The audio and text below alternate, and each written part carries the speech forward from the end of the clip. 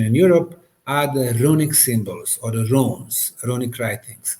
Now, when it comes to runes and when it comes to communication, this is my classification. We have 4 levels of writing. The first level are the signs. For example, arrow. Arrow, go left or go right. This is the first basic level. The second level is alphabet, as we have it. So this is these are the photos from our park. This is our park, beautiful park. So the second level is the alphabet, A, B, C, D. Those letters, they don't have meanings. Only when you put 5 or 10 letters together, you get the word, you're getting the meaning. That's the second level. The third level, high level, are the symbols. For example, the Maya symbols, or hieroglyphic writings, or Kabbalah. So the symbols, every symbol... Or alchemy symbols. There you go. Every symbol has a meaning. And when you put 2 symbols together, like Maya were doing, the symbols then communicate, making a synergy and a new meaning. And then the symbols from the first row communicate with the symbols from the second row, diagonally, another meaning, and so on. So this was the third level.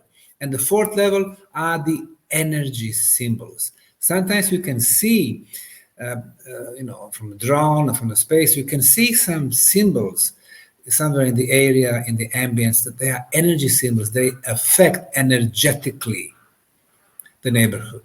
So the runic symbols are at the level number 3. So they are symbols. So we discovered 8 symbols on this particular block, and they've been deciphered by 2 persons. Both of them are in the US, the professors, and the translation goes like this. The gate has been closed. We are at the standstill. We will have to defend ourselves and conquer until the cosmic gate is open.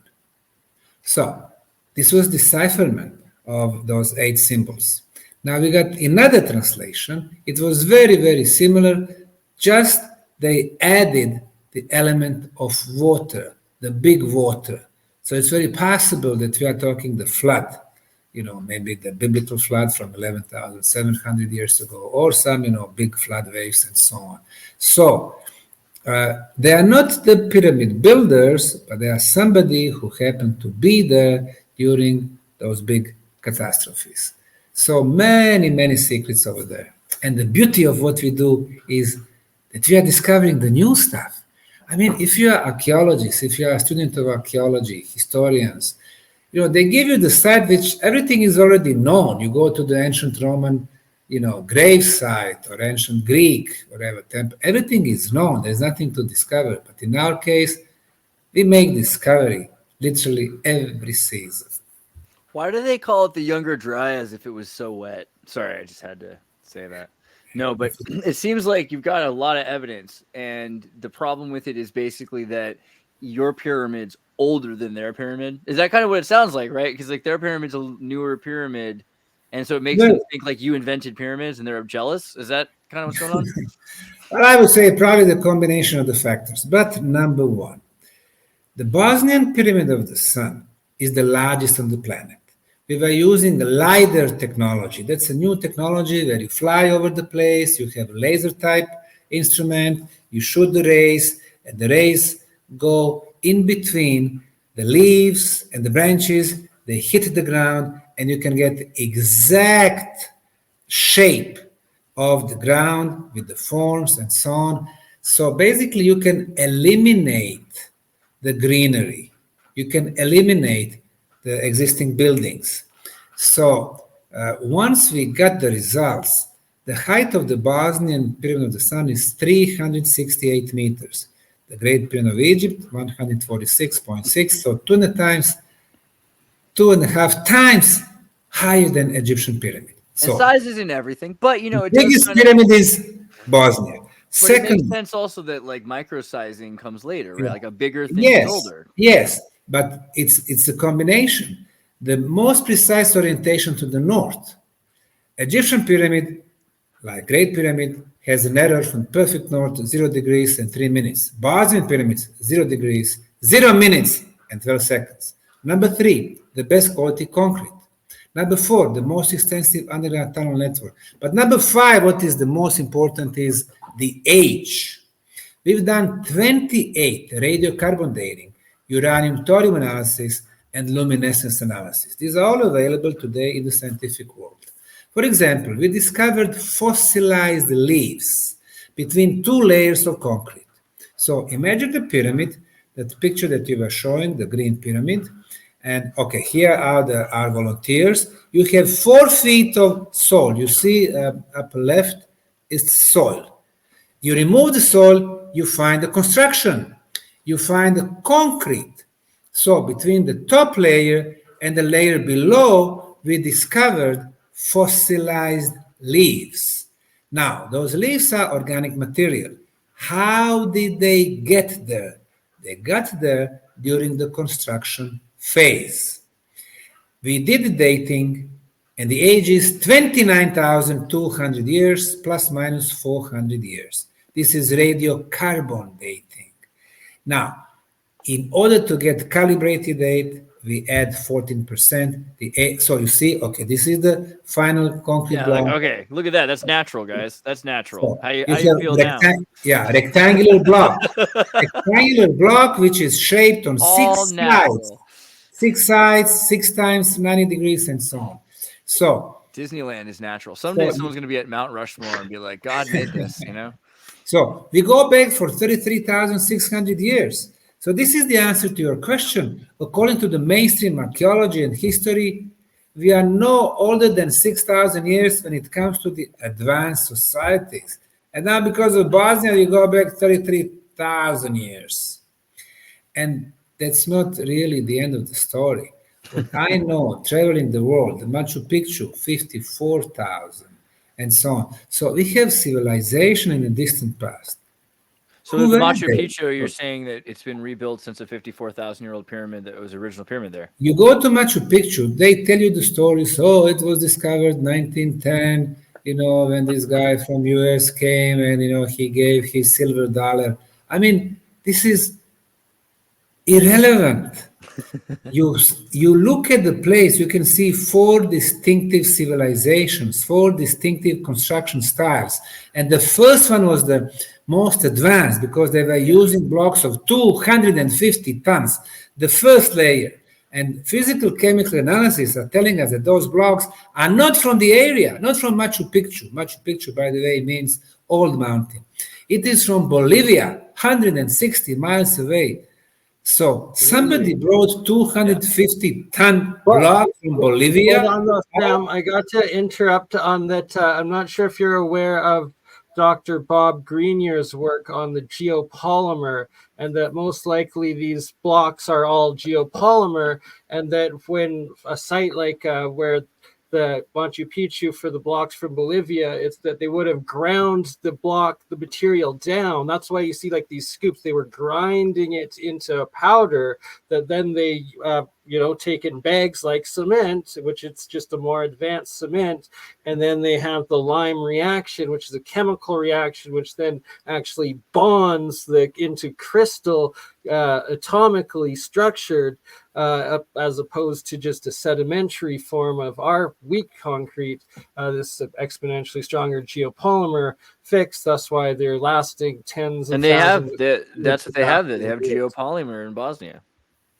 Now, the first scientist who was actually established the science of geopolymerization is Dr. Joseph Davidovich from France. And he was the first one to come forward with the idea that Egyptian pyramids were used with the geopolymer blocks.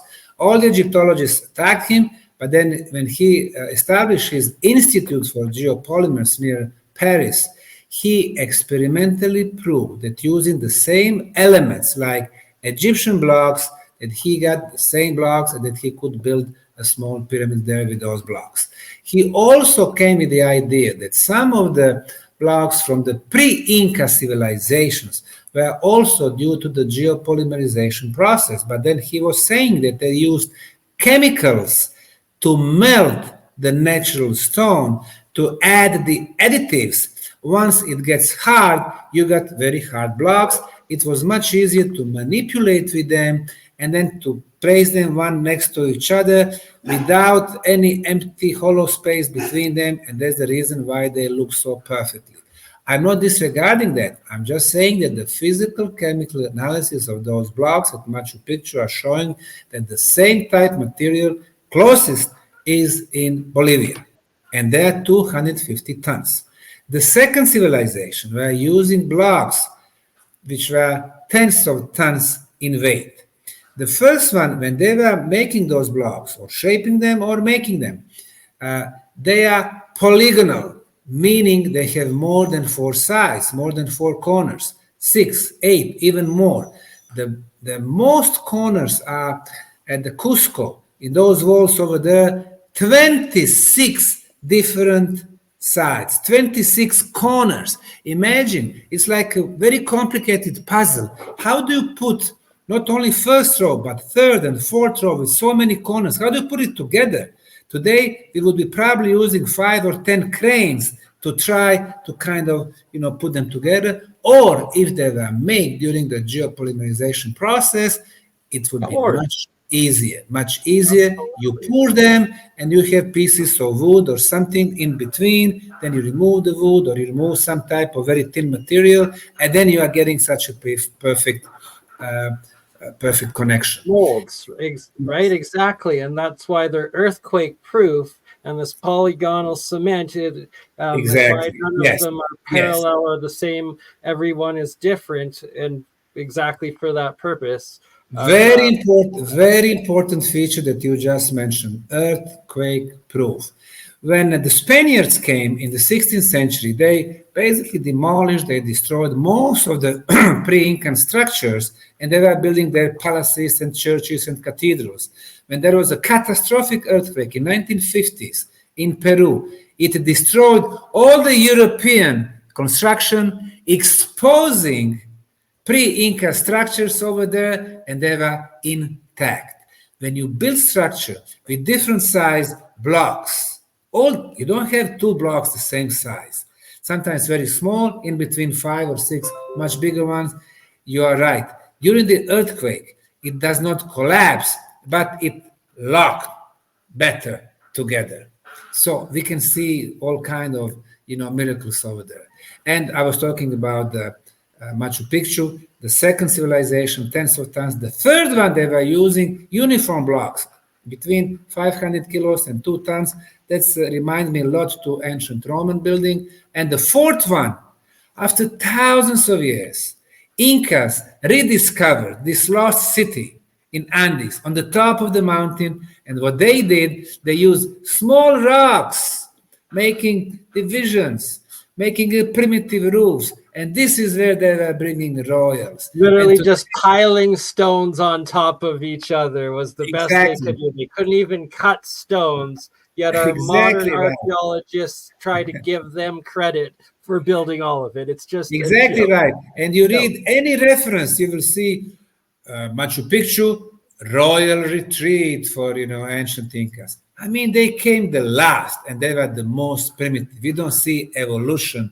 On the contrary, we see devolution. So those tens of thousands of years ago, they were the most advanced. Instead of what they teach us, that we are the most intelligent and the most beautiful, well, we are not. How accurate is carbon dating? I've heard some studies say that they're going to be 1,000 to 2,000 years of discrepancy in between certain results. Today you can radiocarbon date up to 54,000 years. But deeper you go, the error is bigger and bigger. The error can be 10%, even 20%. But in the case of Bosnian pyramids, if it is 30,000 years, if you are 10% off, really, 27,000 or 33,000, it does not mean a lot. It is extremely old.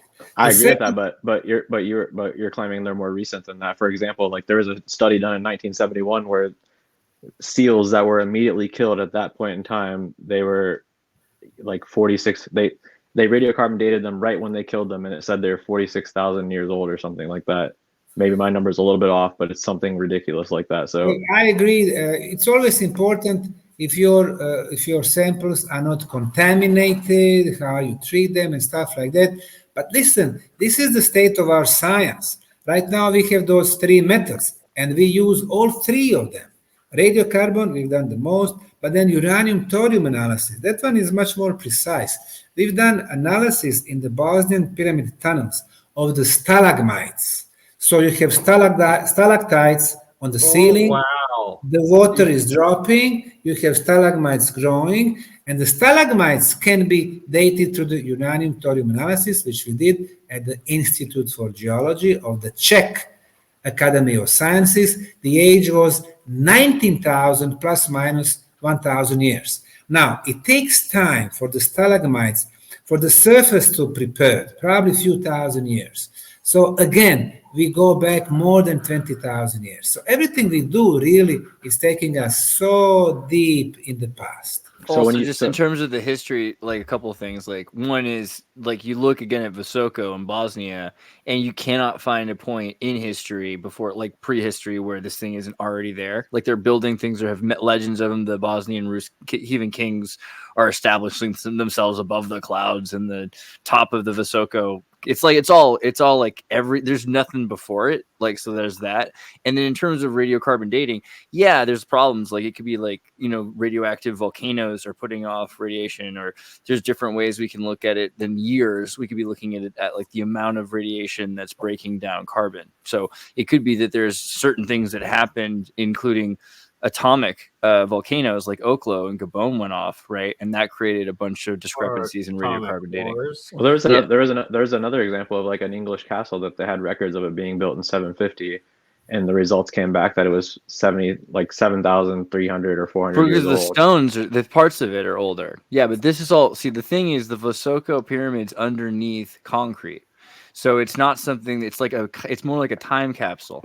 So for these pieces that have been in concrete to be dated, it's different than something that's like, oh, I grabbed these thousands of years old stones like and then Sam put them just together. stated, the stalactites. That's itself, right? That's the the whole best. pyramid has to be dug. The tunnel has to be made before the stalactite can even start forming. And then, like he stated, with when they got the biological material from beneath the polygon or the geopolymer outer layers of the pyramid top or casing, that would have been the dates that, you know, they laid it and built it. Anything below that, obviously, you know, it was still dirt.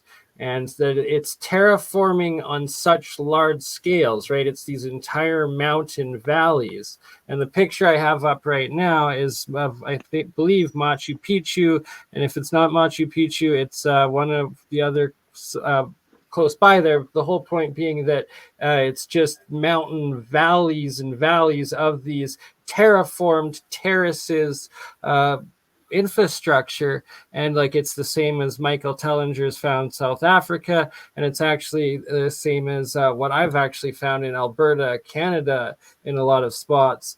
But Sam, you were talking about the different ages. So the terracing here that we see on the sides of Machu Picchu and throughout what they claim is Inca, what generation would you say this is? And yeah, also, do you think that underneath part of the Bosnian Pyramid terrace that's been buried, or was it like that at some point?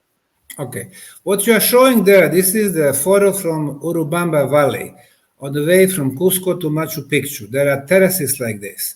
Now, lately by Incas, they were used for the agriculture, but in some cases, they were part of much larger structures. When it comes to Bosnia, in science, one thing is very important, and that's consistency. When it comes to dating, since Bosnian pyramids are covered by soil and vegetation, the first question is, what is the age of the soil? The science that investigates the soil is called pedology. So we have Institute for Pedology in Bosnia. They came, they took samples from the Sun and the Moon Pyramid. And their conclusion, the soil is between 12 and 15,000 years. So this is the coverage, meaning the constructions are much older. And then during the excavation, our Italian pair of archaeologists, they discovered on the